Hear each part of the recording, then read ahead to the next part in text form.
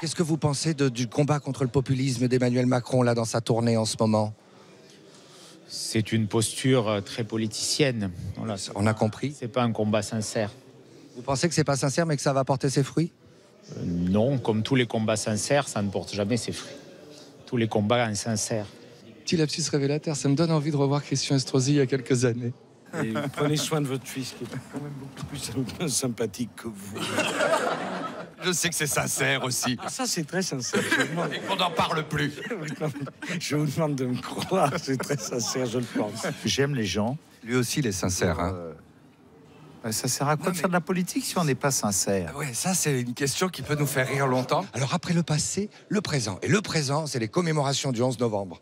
100 ans qu'on se raconte qu'on a fait la paix. Et comme notre président fait feu de tout bois, il va se servir du passé pour son présent. Venez, là, venez défendre Macron, il a besoin de vous. Vous n'osez même plus. Vous n'osez même plus. Oh là là, il faut en passer par l'histoire pour réparer le présent, hein, monsieur le député. Oui, tout à fait. Bon, alors qu'est-ce qu'il fait là? Il s'occupe plus du présent ou du passé, Emmanuel Macron, dans sa tournée dans le Nord, dans l'Est, là où il grimpe la lèpre populiste? Il va croiser beaucoup de lépreux là-bas, hein? Non, il ne croisera pas les lépreux, mais il y a un mélange entre le passé et le présent. On y perd son latin. Tu m'étonnes, John. Monsieur le député, bonjour. Vous ne voulez pas réagir? Vous ne voulez pas soutenir Emmanuel Macron en ce moment? Je le soutiens toujours, beaucoup. Oui, mais pourquoi ces députés le soutiennent à distance, comme ça? Non, on soutient de près. Oui, avouez que ça n'est pas vraiment confortable. Très bien. Voilà. Et là, parfois, on comprend plus avec les images qu'avec les mots. Là, c'est la commémoration, mais à l'Assemblée, il commémore tout le temps. Hein. Et voilà le président, Monsieur Ferrand, qu'on peut appeler maréchal, hein, pour le 11 novembre.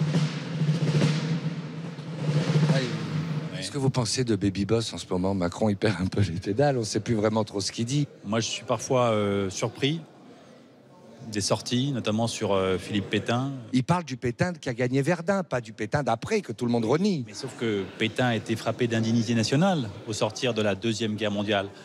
On ne peut pas découper Pétain. On ne peut pas découper Pétain? Mais non. Pétain, c'est une référence terrible. D'accord, c'est-à-dire que noir ou blanc. Et Pétain, indignité nationale, c'est noir. Je pense qu'il faut de la clarté. Je pense qu'il faut de la clarté, en effet. Non, mais sérieusement. Demandez voilà. de la clarté à un ambigu comme Macron, monsieur, vous êtes naïf.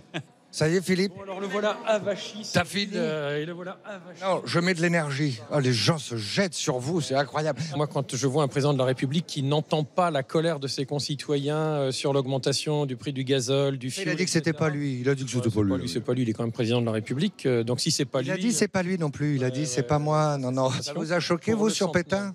Non. Non, le général de Gaulle a dit la même chose. Reconnaître ce qu'a fait Pétain en 16 à Verdun. La vieillesse est un naufrage. Depuis le début, je me tue à lui dire il faut être progressiste et populiste en même temps. Sinon, il va se prendre un mur, enfin, une frontière. Et moi, je vais le renvoyer à Rudyard Kipling ou à d'autres. Si tu peux recevoir triomphe après défaite, etc., alors tu seras un président, mon fils. Ouais. Tu seras un homme pour l'instant. Oui, Madame la ministre, ça va? Ça va, oui. Est-ce que vous pensez que la démarche d'Emmanuel Macron est plus politique que commémorative à l'égard de ce 11 novembre, sur tous ses déplacements?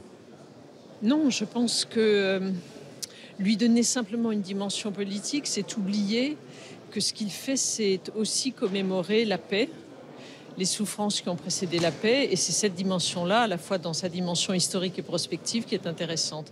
Après, il est mal accueilli, hein. Vous avez vu cet après-midi. L'acte historique est forcément un acte politique. Il combat le populisme.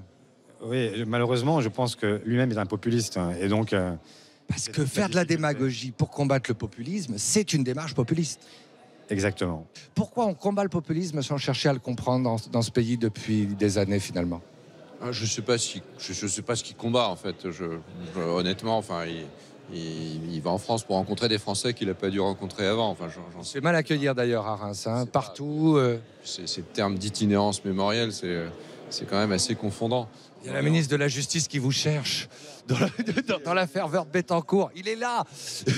Sur le projet de financement de l'islam, vous n'avez pas peur que ça fasse monter les extrêmes davantage? Parce que les gens vont se dire, c'est nos impôts qui vont payer les mosquées. Et c'est une situation très compliquée. Je suis opposé à tout financement supplémentaire d'un culte, quel qu'il soit. Il y a une loi de 1905 qui pose des règles. Il faut rester dans ce cadre. Les extrêmes qui montent partout en Europe, c'est forcément un phénomène de mode ou c'est une raison?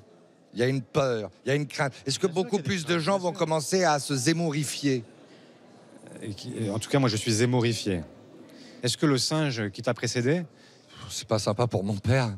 Oui, non, je pensais avant lui quand même. Ah oui, d'accord, merci. Est-ce que lui n'a pas aussi migré en fonction de ce qu'il avait à manger, à boire, etc. Si. Oui. Eh bien, ce sera toujours pareil. Hein. C'est tout le problème du en même temps. C'est que quand on veut séduire tout le monde, on dit qu'en même temps, Pétain peut être honoré et en même temps qu'il est indigne. Ça, c'est Emmanuel Macron aujourd'hui. C'est très difficile d'être progressiste urbain et ne pas être populiste attardé. Alors, je vais avoir la même note d'humour que vous, monsieur. Être toujours et tout en même temps, c'est mieux qu'être rien partout. Allez, je vous laisse parce que j'ai une réunion au ministère du Logement. Ben là, je vais réfléchir quelques années là-dessus. Tiens, défendez-le sur Pétain, tout le monde l'attaque là. Je l'ai pas entendu. J'ai pas entendu la déclaration, donc je la commenterai pas. En revanche... Bien joué. Il est arrivé à redonner du crédit à Marine Le Pen, à Dupont-Aignan, avec son discours « Je combats le populisme et je reste un homme intègre ». Emmanuel Macron, aujourd'hui, se soucie plus de son image que des Français. Et ça montre quand même qu'il a quand même des côtés de gauche. Elle était pas mal, celle-là. Salut. Ça, c'est la gauche qu'on veut plus voir. Merci.